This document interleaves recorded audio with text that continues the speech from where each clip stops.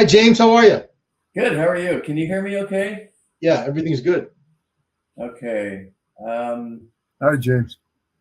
Hi, John. How are you? You look Or like you're Gene? in your Rocky Mountain cabin. Okay, James. Great to see you. Great finally meeting you. What we normally do is do a real quick bio, and then we'll just start things off. So I'll start that now. I hope I don't say things that aren't correct. James, you are the founder and CIO of Ethos Management, Investment Management. You started Ethos, I believe, in 2022 after a long career in asset management. Previous to Ethos, you were the lead PM for APG Management. I think believe it's the largest pension fund in the Netherlands. And at APG, you specialized in EM small caps and ran, I think, it was one of the largest EM small cap funds in the world. I think it was AUM over $1 billion. Before joining APG, you were the lead PM at Kane Anderson Rudnick's EM Small Cap Fund, which was an award-winning fund, five-star, um, Morningstar rated fund, and was rated the best fund product for RIAs, I guess, in America, which is pretty good. You started your career, your asset management journey at Westwood Global Investments, and you are the founder of the Young Investor Society, where our old friend Will Landers is also involved. And we'll Yes. hopefully have time to talk about that because I think it's very interesting. But let's start, James, with a big picture, right? So EM, we all know, is back after, it must have been 12 or 13 years in the desert. Both regular EM and Frontier, all having, up until recently, but all having good performance. And the indexes have been rising pretty well. But given your expertise and your past focus in small caps, what is your feeling? Have you seen across the board or selectively that small caps and mid caps have joined this rally, and has the rally broadened out? Let's start with that, and then we can go country by country. Yeah. Well, thanks so much. It's an honor to be on the podcast, and really appreciate the time and the conversation. And admire both of you and your emerging market experience, and also the interest in emerging markets. As you say, it's been a challenging decade plus for EM, for us EM guys, but yeah, I mean, it's good to see a rebound last year. I think we saw inflows into emerging market asset class. I think year to date this year, we're seeing inflows as well. We saw the dollar weaken, some of the EM currencies strengthen. So all of that is, I'd say, some good indicators. With regards to small cap and sort of the broadening out of the EM rally, I'd say overall we're still very much in the early days of an EM cycle. So, we have written a couple pieces on it. We discuss Ray Dalio's sort of big picture view that markets tend to operate in 7 to 10 year cycles. And if you look back to the 70s, it's almost been every 7 to 10 years, it's either EM outperforming, underperforming, outperforming, underperforming. Obviously, this has been a slightly longer than 10-year EM underperformance cycle. But we think a lot of the pillars are lining up that this could be the start of a 7 to 10 year outperformance cycle for emerging markets. And what that would mean is similar to your question, Tom, is that we would see a broadening out of the asset class as the cycle continues. Last year, EM outperformed. We had inflows into the asset class, but as you know, it was still very much a concentrated rally. The large tech stocks in emerging markets were the leaders in the outperformance. We saw some of the cyclical sectors like banking and Frontier start to do well. But overall, we think we're very much at the early stages of an EM cycle. And so the broadening still has a lot of legs to play out in terms of small cap. Inflows, like we said, came in last year. But if you look at the overall weight of institutional allocation to emerging markets, the average over 25 years is 8.4%, according to Institutional Investor. And right now we are at 6.1%, and that's up from 5.7. So we've seen a little inflows into emerging markets, but just normalizing to the 25-year average would indicate that there's a lot of inflows that could be yet to come into emerging markets. James, in the previous cycles, you had a lot more active institutional management, particularly like in the marginal classes like value and small cap. You had a lot of firms with the difficulties over the past 12 years or so. A lot of these shops have shut down. And at the Correct. same time, the ETF world has just ballooned. I And from agree. what I hear from the data now, a majority, or a great majority of the money going into EM, as in everything, is going into passive ETFs. There are also the active ETFs. But I wonder if the active managers are stranded in this situation, or is it just a lagging effect, or how do you see that? Yeah, it's a great question and two great observations. One, there's less segmentation of emerging markets today compared to 10 years ago because of the underperformance of the asset class. And then two, there are more inflows into ETFs sector wide, but certainly we've seen that in emerging markets as well.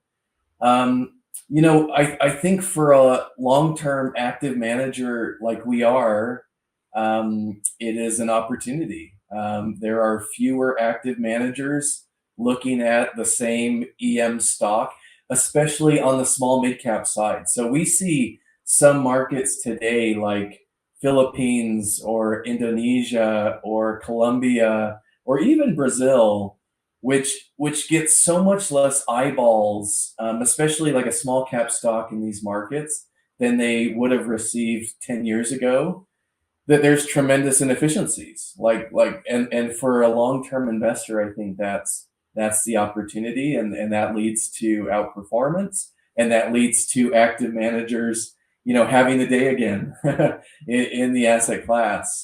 But like, for example, like we bought a port business in Philippines called Asian Terminals 2 years ago, and they're the second largest port operator in Manila, have tremendous assets. They were increasing capacity by 50%. They generated a lot of cash, made great margins. And the stock, when we bought it, was trading at 6.5 times earnings, whereas ports globally trade at 30 to 40 times earnings. And why? The answer was very simple. It had no broker coverage, had very few institutional investor eyeballs looking at it.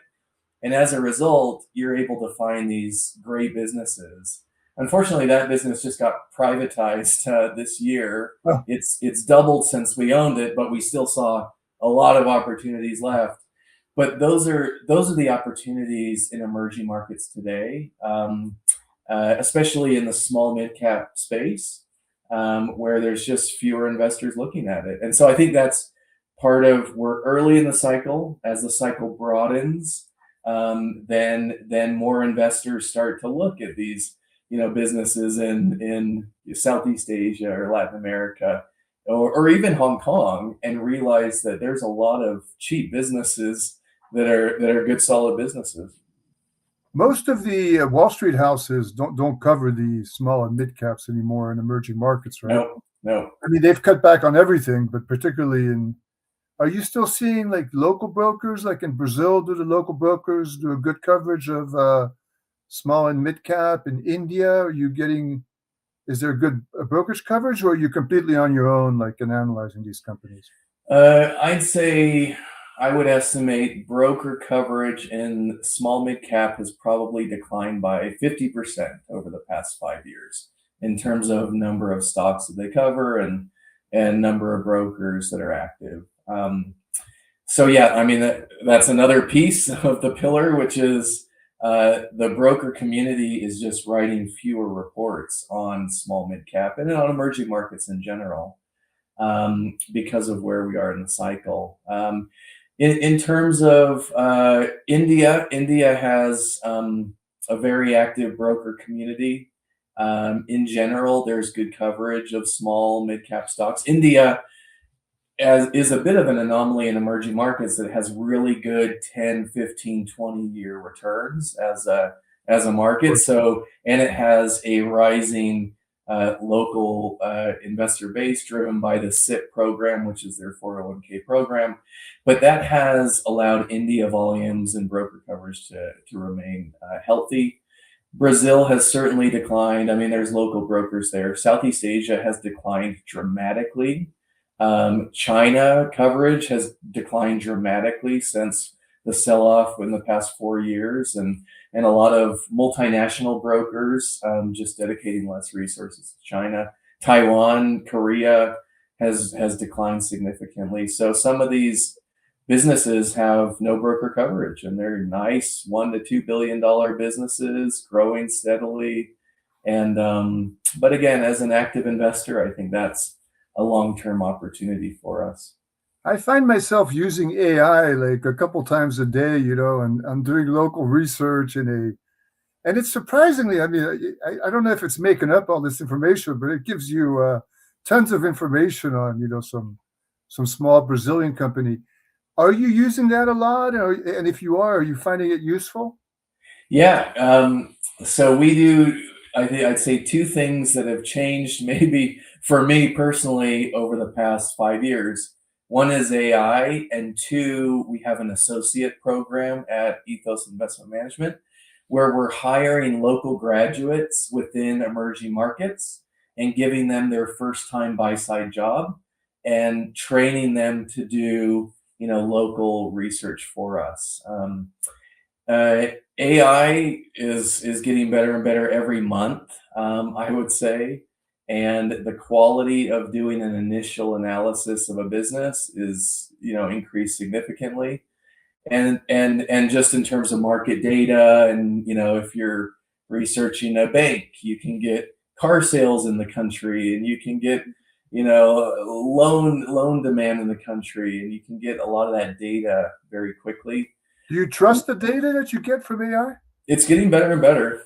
Yeah. But what we find is still missing is that qualitative analysis. And so, like, we have hired 9, we call them research associates, and we have 2 in the Philippines, 2 in Africa, 1 in Korea, 1 in China, 1 in Brazil, 1 in Peru, 1 in India. And they are doing surveys, talking to former employees, visiting stores, creating financial models, and we're actually getting a lot of value there as well. And I think that's not AI. That's not an AI change. That is a Zoom, COVID. I think the world has realized that you can do a lot over Zoom, and all of a sudden you can build global teams at a fraction of the cost, whereas we couldn't do that 10 years ago with conference calls, and it would just be way too difficult to manage. How much are you still traveling personally, and how much of your time do you spend traveling? I travel on average every other month, and then usually when I travel, I visit 2 or 3 countries at a time. And I have 2 senior analysts as well, and they're on the same cadence. So within the 3 of us, we're covering all 16 of our countries every year. We try and visit all of our companies. We visit 600 companies a year, and as you know, emerging markets, it pays to speak to the management team and find out if they really do have manufacturing facilities, and get a sense of the business, and especially on the small mid cap side where broker coverage is less. We find a lot of value from the travel and from the management meetings. But again, like, since COVID, that has changed as well. We probably travel half as much as we did pre-COVID because companies can jump on a Zoom after earnings, and you can do that as well. So that has changed too. James, you mentioned you're looking at 16 countries. How did you determine which of the countries that you're going to focus on? Do you have a kind of a quantitative? What determines what countries you're going to focus on for investment?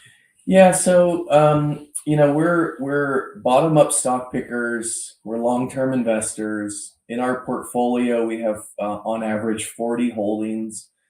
and we're owning them for 5 to 10 years. So it's concentrated portfolios.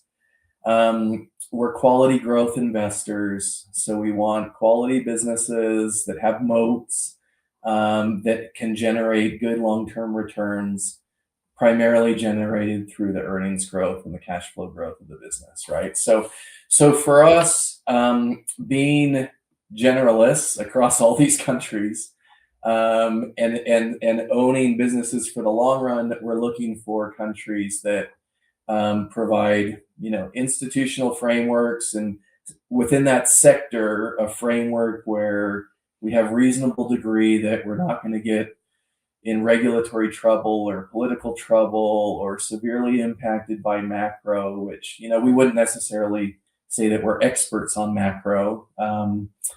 And that being said, we tend to gravitate towards long-term stable countries. So within our portfolio, actually the largest market right now is Korea. And that is because Korea's rallied so much over the past 18 months that it's sort of rallied into the largest country in our portfolio. But previous to that, it was India, and then Taiwan after that.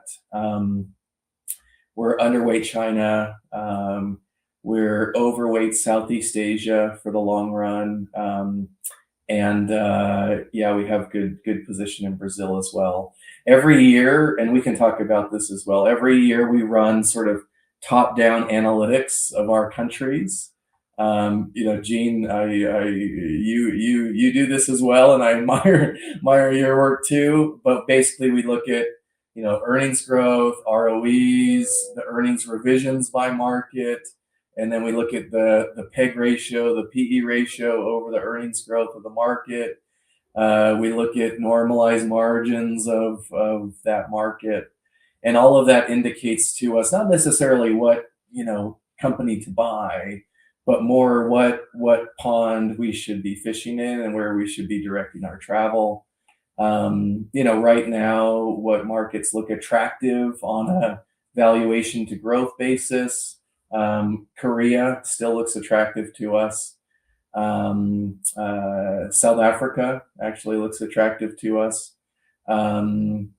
Philippines looks attractive, and India, after sort of India's been flattish to slightly down over the past 18 months, and earnings have continued to grow, and now India is starting to emerge as quite attractive on a PEG basis as well. So yeah, we run those.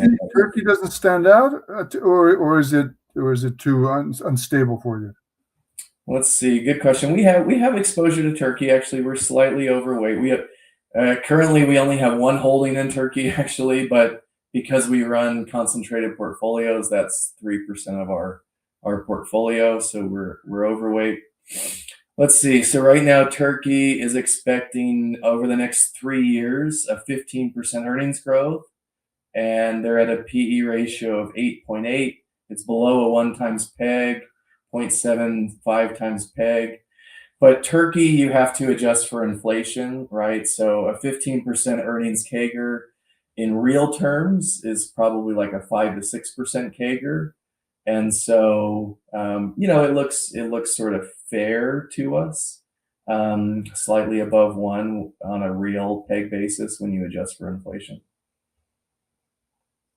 Yeah. How do you? So the Philippines has been a very frustrating market. It's very cheap, but it just seems to get cheaper and cheaper, and all the rallies die out. There have been many attempts to break the trend, but once again this time it's once again gone down. What's wrong with the Philippines? Why it's such a cheap market, and why is it done so poorly for so long? Yeah, great question. It's something we debate as well. Philippines, as you know, is a net energy importer. The currency has volatility, and it imports that currency volatility. As a result, inflation has been higher and stickier in Philippines than than some of the other markets. The the China impact on the Philippines has been meaningful. China came in pretty dramatically on the real estate side and on the manufacturing side, and then started to compete away prices. And on the real estate side, they actually were discouraged regulatory wise to how much they were able to own. As a result, China's pulled out of the real estate market, and that's affected property prices in the Philippines. Philippines has a lot of consumer businesses. They're great businesses. They have good brands, but the consumer growth in sort of an inflationary environment with, hasn't been as strong as what we would have hoped for. So that's, and then I'd say the big driver long term for Philippines is just outsourced services, and so obviously they're known for call centers, but they are moving up the value chain in terms of tech outsourcing, software outsourcing, medical devices, specialty chemicals, and so long term, we're actually constructive on the Philippines. We think there's opportunity. When we compare an outsourced worker in the Philippines compared to outsourced in India or Middle East or Eastern Europe, what you get is half the cost, better English, more friendly, and at only like 1/5 of the market share as call centers in India. And so long term, I think outsourcing will continue to grow in the Philippines. I think there's good brands. Currency hasn't actually been as volatile as you would expect, and if you look at inflation, it's now in the low single digits. So inflation has come under control too. So all of those indicate that we could have, and then the valuations, as we spoke about. They're at 10 times earnings right now. The 5-year average is 15 times earnings, and I think the 10-year average is probably closer to 20 times earnings. So they're very cheap on valuation basis because they've been dealing with sort of the inflationary persistency. But yeah, long term, I think it's a good time in the cycle for them. The call center stocks have been decimated by the supposed AI threat. How do you see that? Is that for real or yeah? The hard thing is, like you said, the call center stocks are small. It's not really reflective of the employment base within the Philippines, right? The JP Morgan has 50,000 outsourced employees in Manila that are in the JP Morgan Tower. And that is a much bigger business than anything listed that's a call center business from the Philippines. Yeah. So you actually don't really have market read through onto outsourcing. It'll be a pro and con for the Philippines long term. AI will take jobs, but they will be gaining market share away from some of the other markets like India on call centers, and so it will be an impact from AI, but I think globally they're taking market share. But that's why I said before, they need to move up the value chain. They need to sort of be more value added, and they're doing it. But yeah, I mean, AI is a threat there. Are the big winners from AI mainly Korea and Taiwan because of the tech exposure, or are there other countries that could be big winners? China obviously is developing their own internal capacity and has businesses like Alibaba Cloud and Tencent with OpenClaw and others. The big beneficiaries are Taiwan and Korea for sure. I think the market, because EM is underappreciated and there's just not as many people covering EM, I don't think people realize so much that NVIDIA and Microsoft and AWS and Apple don't exist without SK Hynix and Samsung and TSMC. They just can't operate and they won't exist. 81% of the world's semiconductors are manufactured in Asia today. And so, you have businesses like SK Hynix trading at 5 times earnings, and their growth mirrors very much NVIDIA's growth, because NVIDIA is reliant on them for servers and AI data centers.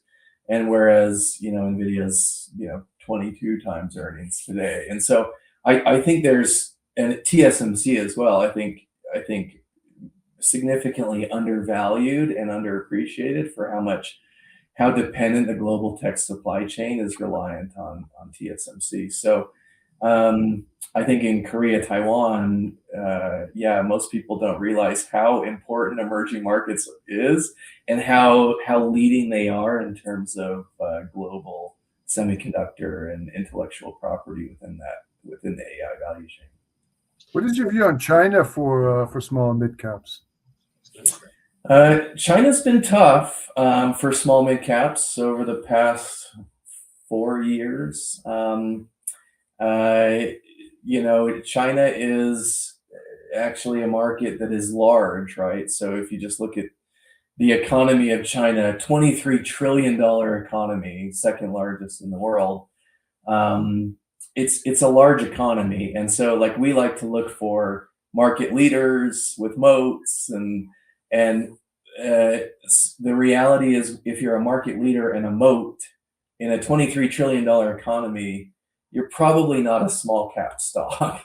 And that's why, in China's side, we're actually, we find more ideas on the large cap side because of the size of the market, and because that's where you can truly be a market leader, and not too niche in terms of your offering. So, China long term, like I said, we're underweight relative to the market. We see good value, or we see good businesses. We see growth within sectors. We see technology leadership. But at the same time, China has a number of structural long-term challenges, which is demographics, an aging population, regulatory overhangs, geopolitical conflicts with the U.S., which is sort of a bipartisan agreement to be tougher on China. And so some of those long-term trends, we're just selective in China. But that being said, it's a huge economy with a lot of intellectual property and a lot of good businesses, and so there are opportunities in China. It's also highly competitive, highly regulated at the same time. So you just need to be careful on China. Do you see you're okay? You're staying with China. Are you going to look for a change in the macro? Is that going to be the catalyst for you to try to broaden out, looking at opportunities, or really it's just very much, company by company, which is obviously tough because there's thousands of companies listed there. But how do you view China? Let's say, are you looking for a catalyst to say, okay, now we can start to look more seriously at a larger number of companies? What's it going to take? Yeah, great question. I think in general, one theme that we can feel comfortable about in China is domestic Chinese champions taking share away from multinationals. That is a consistent theme in China, and it seemed to have worked, and we don't see any reason why it won't continue to work. So, as for example, we own a business called Sender Testing International. They're like the Intertech or SGS testing and inspection services, which globally is a wonderful industry. It's high margin, it has high barriers to entry. And what happens in China is, 10 years ago, SGS was the market leader within China. But the former CEO of SGS went to Center Testing, and he now runs Center Testing. And long term, we just see multinationals losing share at the expense of Chinese domestic champions. And that's a trend which we think has a lot of legs left in China on the technology side, on the healthcare side, just as we see global decoupling those Chinese domestic champions should continue to do well. In terms of unlocking, I think we would look for stimulus efforts to spur the cycle. You look toward the property market stabilizing, which gives consumer confidence. But we're not expecting at this point in China's development, huge 7-8% GDP growth anymore. I think it's sort of, stable, mid, low single digit GDP growth. But within sectors like technology and healthcare, there's still a lot of underlying demand left. And there we would just favor the domestic champions, where we have clear visibility that they will continue to gain share over the long run. With your very long-term investing profile, how do you deal with the possibility of a China-Taiwan conflict? It's challenging. And again, we're not geopolitical experts, or certainly defense strategy experts. I would just say the market is irrational at times. So, for example, 2 years ago, Taiwan Semiconductor was performing very well and was expensive as a stock, 25 times earnings, whereas Alibaba was very cheap, hated by investors. And I would talk to a lot of my friends in the industry who are portfolio managers, and I would say, what are the how do you feel about Taiwan? Oh, we're worried about geopolitics. We're worried about Taiwan. So what's the probability of sort of a geopolitical or a Taiwan takeover in China? And they say high, and that's why Alibaba's so cheap. But I'd say, but you're paying this high multiple for TSMC in your portfolio as well, and that would decimate TSMC. And the reality is, like, investors hold those two things together, even though the risks, are it's the same outcome. And so I think, today China's come back, some of the Chinese equities, and yeah. But there is not consistency in terms of the probability, and that creates long-term, investable opportunities. I think long-term, I don't think we see. Well, so I lived in Hong Kong for 5 years, as you know. So I have a lot of friends from China. I have a lot of friends that live in Taiwan. A lot of friends that live in Hong Kong. I think consensus is that Chinese citizens in general believe that Taiwan is part of their country, and they believe it's a part of their country. And so, would I see some collaboration or unification? Maybe it's like Hong Kong today, where it's two separate currencies, but there is more unification. Yes, I could definitely see that. And I don't think it's necessarily China trying to create World War III or take over the world or invade other countries. Taiwan is a specific case that the majority of Chinese citizens believe that it's part of their country. That being said, China's playing the long game here, and I don't see an invasion where they would be cut off from the SWIFT system, where their economy is sort of already in, a shaky area right now, where U.S. would have a major strong reaction to it. And the reality is 81% of the world's semiconductors are produced in Asia today. And until that gets to like 30%, where the U.S. is not going to react in a significant way, I think China is going to be smart and sort of play the long game. So I don't see anything for the next 3 to 5 years at least. But again, we're not geopolitical experts.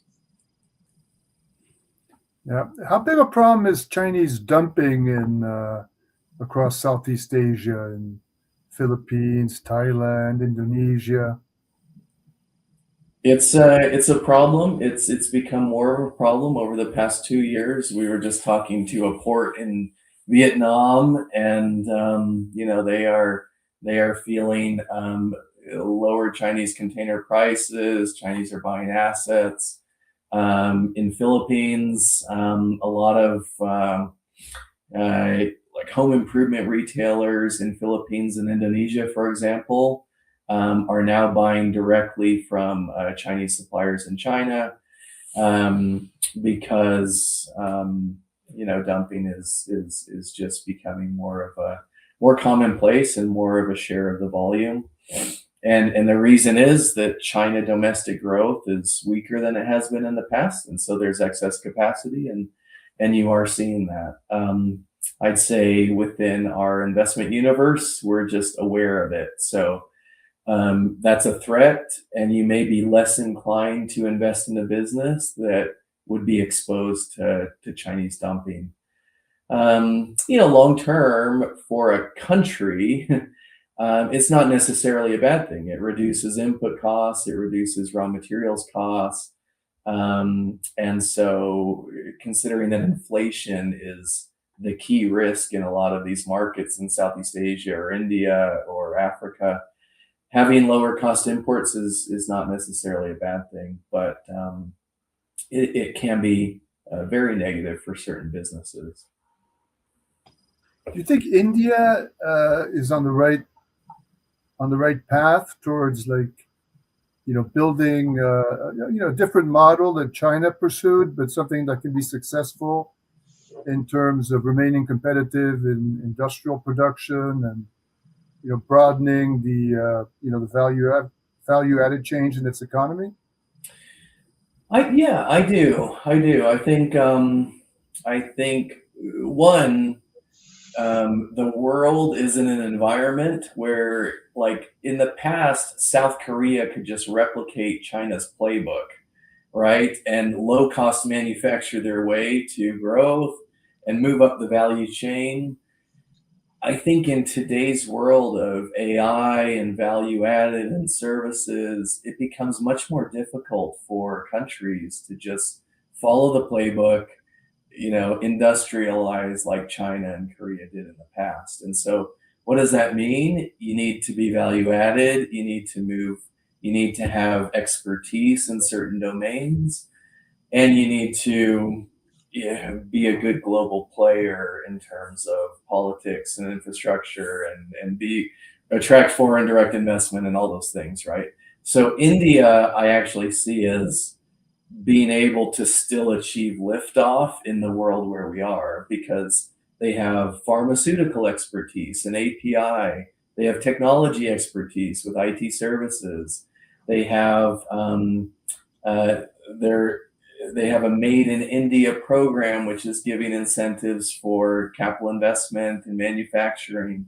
They have petrochemical expertise and value added, raw materials. And so India, I do see as having all of the pillars to still achieve growth and liftoff. I think in terms of the diversification of supply chains outside of China, I think the two biggest beneficiaries are Korea and India. Um, and we're seeing that in companies, we're seeing that in numbers. I would say, like honestly, 3 years ago, when India companies like Dixon and Kane's Technology and others were sort of saying we're going to be the Huawei of India, I I would have given low odds on success, because it's difficult to build those ecosystems.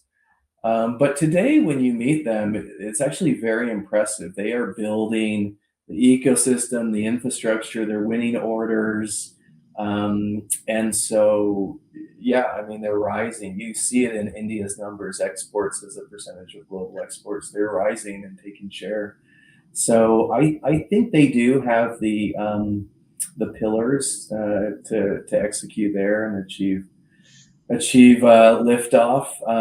And Modi is establishing, um, uh, infrastructure budget, policy that sort of gives India 7% real GDP growth, and you're starting from a low base. And so, I was just in India last month, and when you meet companies, even though the market's down over the past 18 months, the companies in India are either bullish or very bullish. That hasn't changed. They're growing 20% earnings growth a year, 25%. It's still a lot of tailwinds within that country. So yeah, we're pretty optimistic there. Yeah, I agree with you. I think it's interesting that it's probably the only country I can think of that has a strong political consensus for pursuing these policies in the way they're being pursued, and also has a very, very powerful business industrial class Yeah, that can really get things done. yeah. I just don't see any other country. And a region that really concerns me is Latin America, where industrial capacity has just been decimated over the past 40 years. Yeah. And those big groups, those big industrialists, entrepreneurs don't exist anymore. The ones that dominated in the 80s, they're gone. They're shadows of their former selves. And there's no political consensus. Every change in government in Brazil, they change all the policies, right? There's no consensus for anything. So I think I see India as sort of a unique situation right now in emerging markets. Do you see any other countries that can follow that kind of path? Well, first off, I agree with you on Brazil. It's Brazil has poor politics, poor education, good companies, but a bad industrial complex and manufacturing complex. And so it's a shame because you meet these Brazilian businesses and they're well run, and they say all the right things, but when you're operating within the system, it's tougher. In terms of following India's lead, I think Southeast Asia has makings to be able to do it. Indonesia, I think, could very well be a follower of India. I think Vietnam very well could be a follower of India. But again, they have to execute. They have to have, finance ministers stay in their job for a year, like in Indonesia. You have to, But I think Indonesia has a lot of those long-term pillars of they can be self-sufficient in terms of resources. They have a large domestic population. They're actually, if you look at Southeast Asia, like debt levels and current account, it looks much more healthy than it did 10, 20 years ago. And so they've made a lot of strides in terms of current account and debt levels. Currency is much more controlled. And so, but in terms of like having those value added pillars like India has, like expertise on IT and expertise on healthcare and expertise on specialty chemicals. There's no story I'd say that's just as clear as India's long-term story. James, how do you find corporate governance across Asia, including India and Southeast Asia? Like how do you rank what countries or what group of companies have really good, if any, corporate governance versus where you're seeing nothing? Every country has its pros and cons, and emerging markets in general, from the fiscal side has improved, and from the corporate governance side has improved. But you're coming from a lower base. I would say we do see some strides in Korea with the Value Up program. They need to give 3-year disclosure targets. They need to have a certain dividend payout ratio, and then they start to unlock tax benefits, and they have to have a ROIC target and capex plan, disclosure, independent board, and they're sort of modeling after Japan's success. That is gaining some traction actually in Korea. Taiwan has in general, good governance. China, um, full spectrum, but like China, our assumption is, you just have to assume half the time that there's some sort of accounting weirdness or local auditors. And so you just have to go into China knowing that, if it's using a local auditors for their subsidiaries, that you just need to be extra careful. India has, certainly their own issues with corruption, and pledged shares is a huge issue in India. What are you investing in with the pledged shares? That can sink a company. Southeast Asia, corruption. Who is the family? What are their other assets? Latin America, similar. Who is the family? What are their other assets? South Africa, excellent governance, but very little GDP growth and poor politics. And so Poland is a market we like because you get good governance, you get solid GDP growth, and so markets like Poland or Turkey, you mentioned as well, has better than average governance. So yeah, it's kind of by market. You need to know what are the landmines typical in that market, and then really do a lot of digging on the company. What do you think it's going to take for to get more companies either in your radar or on your portfolio from Latin America? We've had other guys on the podcast who are very bullish in certain countries. You're certain to be obviously more focused and have a lot more comfortability in Asia. Yeah. So Latin America very well. Where do you see potential for Latin America? What countries and what sectors are you kind of watching? Because it seems that it's not as high on your list as Asia is. Yeah, and Latin America, we have a significant portion of our fund in Latin America. We like it. But Gene mentioned sort of the poor manufacturing industrial businesses or history there. I think one is tech. On the tech side, like, we have to be optimistic, and they built market leading businesses like Mercado Libre and Nubank and Totus, and Latin America is a key place for venture capital, for technology, and so I would expect a lot more IPOs in those sectors and a lot more market traction on your typical maybe venture-backed businesses within Brazil. Mexico again has so I said the two main countries benefiting from moving away from China are Korea and India. I'd say the third is Mexico, and we're pretty bullish on manufacturing growing on the border in Mexico, even despite the headlines and build a wall and everything. The reality is Mexico is a huge manufacturing complex for the US, and that creates a lot of synergies in auto parts and in businesses just connected with Mexico. And so, and that has consumer businesses, and that has airports, and so the challenge in Latin America though is the growth, the GDP growth in general is just low. And you look at inflation in these countries like Brazil, which is high, and currencies are volatile. And then you look at GDP growth, which is, maybe 2%, over the past 4 years in Brazil. And they just don't generate the GDP growth or the earnings growth in a lot of cases to justify the currency risk that we're taking as US investors.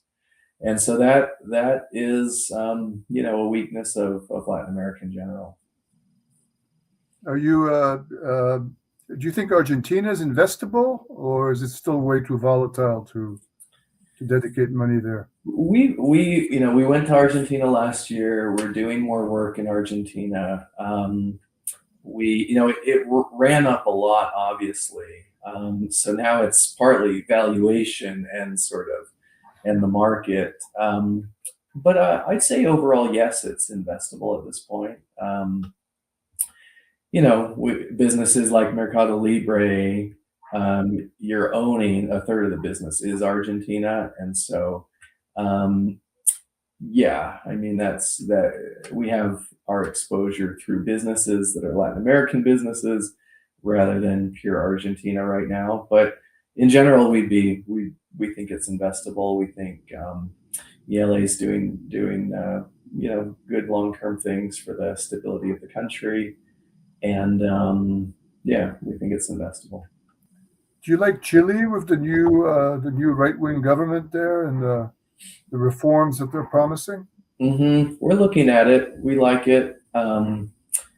Obviously, as you know, Chile went from a hallmark of stability and best practices in Latin America to really the opposite end of the pendulum.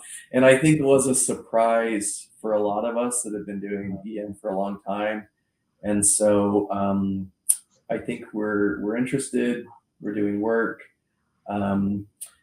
But again, the challenge in Latin America is if you don't have significant underlying GDP growth or earnings growth in the businesses, and you have currency instability and political instability, the risk return just doesn't compare to some other countries like India, for example. How do you see the risk in Brazil with the elections coming up? Is that something that I know you're bottom up, but obviously that's gonna really affect the currency. How do you look Yeah, at the yeah, election? it's risk reward. Yeah, it looks like right now it's running 50-50 between Lula and Bolsonaro Jr. And so, like 3 months ago, it was 70% probability that Lula was going to win. Now it's 50% probability. I think if Bolsonaro Jr. wins, markets will react very positively. So yeah, it's almost a coin flip at this point of the election. So we're watching it. We want to own businesses that can do well in any political environment and any sort of macro environment. But from a stock standpoint, it could be a significant catalyst for Brazil if Bolsonaro Jr. can win. Amazing. So, what are your three biggest country weightings now? Right now, the top three are Korea, India, and Taiwan. Okay. And India, do you have a big overweight relative to the index, or? I think we're 1 or 2% overweight right now. Yep. Why not just throw everything to India? Just put everything in India. Yeah, had we done that 12 months ago, it would not have been good for our clients. But now the market's corrected nicely, right? It's back to really long-term trends. Yeah. Maybe it'll go below long-term trends, but and it just seems. I mean, I do agree with Korea and Taiwan. You have very, very specific qualities there. Yeah. In the tech sector that are very good. Mm-hmm. But everything else compared to India, it just doesn't seem that attractive to me. It seems they're the ones on the right track in terms of growth, and they have all the elements there for a really nice story. And small mid caps, small and mid caps have done very well there. Yes, they have. They've actually outperformed the market, and now they've corrected nicely. Yeah. And so I see it as quite a nice little opportunity. I don't disagree with you, but like we said at the beginning, there's a couple pillars of EM outperformance that can continue. One is the earnings growth and rising middle class, but the other is just the valuation and the outflows we've seen out of EM for the past 10 years. And on the valuation and sort of inflows back into the asset class, then it's the markets that are just dirt cheap and just completely unloved. And we believe in that pillar too. And, Sure. And those companies would be, those are Philippines and some of those Hong Kong listed stocks, and Turkey, even Brazil. yeah, yeah. And so, I think there's a reason to own Yeah. both. No, that makes total sense. Yeah. James, when given this, you mentioned a little bit in the beginning. So we've had this good performance in 2025. Obviously, this whole war thing has affected things, but we're going to see the bounce back. So when obviously you've been running this fund for I don't know 3 or 4 years. 4 years, yeah. When you start talking to, obviously you're talking to investors all the time. We still obviously aren't seeing allocations, big allocations, the Cambridge Associate, these type of people jumping on in, which is actually a good thing. But are you seeing any break in this ice? We had a fund manager on recently. He said that with this big move, he started seeing redemption. So what is your feeling about the asset class in terms of what's it going to take for these allocators to sort of finally sort of get back in like they were in? Yeah, we're seeing more interest overall. Certainly, prospective client meetings have picked up after last year. I'd say in general, larger institutional allocators or even family offices, they want to see 2 to 3 years of sustained EM outperformance. And last year was a great year for EM, but in the end, it was also a pretty solid year for the Mag 7 and S&P 500. And so you're not really getting hurt by not going into EM. There was a period, this year, EM is now outperforming by 10%, but S&P's down and EM is still up year to date.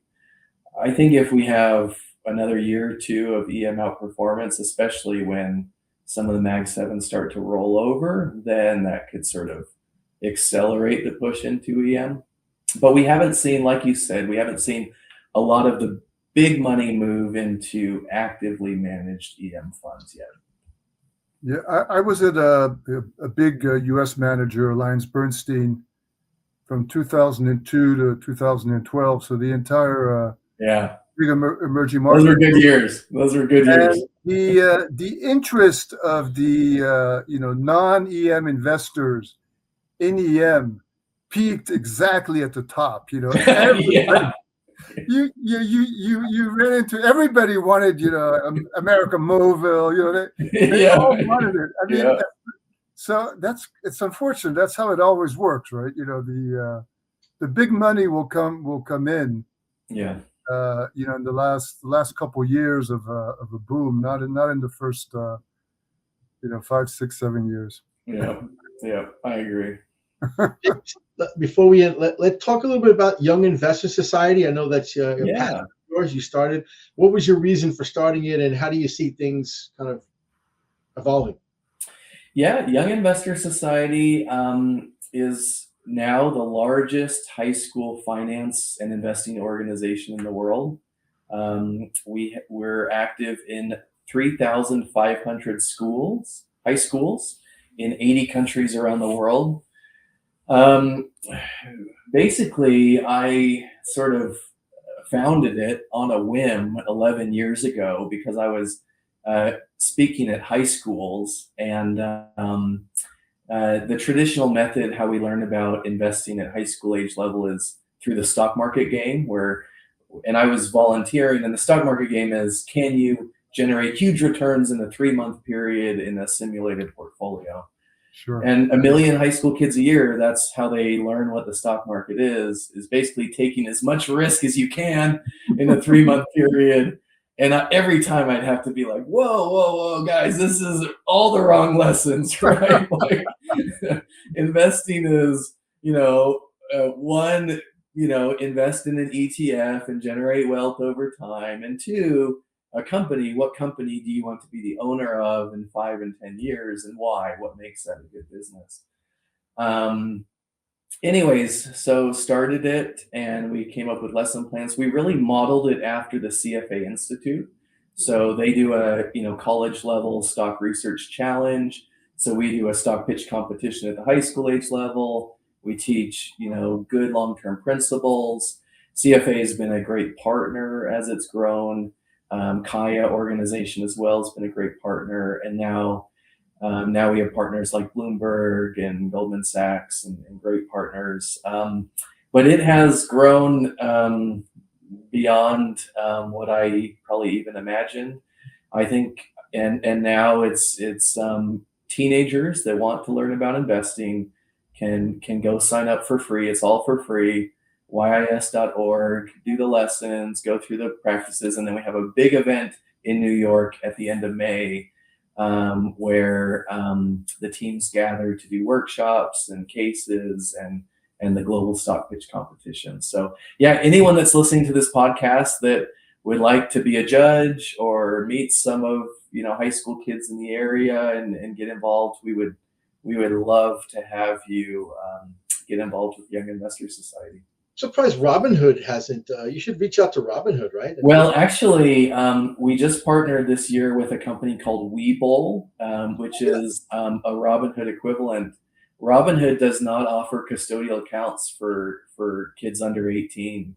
And so, but Webull came in, they have 25 million active users. They're like the number 2 Robinhood, and they offered custodial accounts. And so they immediately went to us and said, how do we partner? And so we have a good partnership with them now. And the kids actually open up real accounts with real money? Yep. It's So called why not just have it, like on invest.com, you can have, they have a platform where you do it, but it's fictional. A lot of the clubs will do simulated, competitions, and we encourage that too. But we have it's called our $1 a day challenge. We encourage kids to start saving $30 a month and actually building the habit of taking it from a bank account into a brokerage account. And we run that through Webull now. So, and then we match them and give them prizes into their Webull accounts so that they're actually creating a habit rather than just, in theory, talking about it. James, thank you. That was great. I know we have a few mutual friends that are involved, and they seem to be enjoying their presence. Yep. Awesome.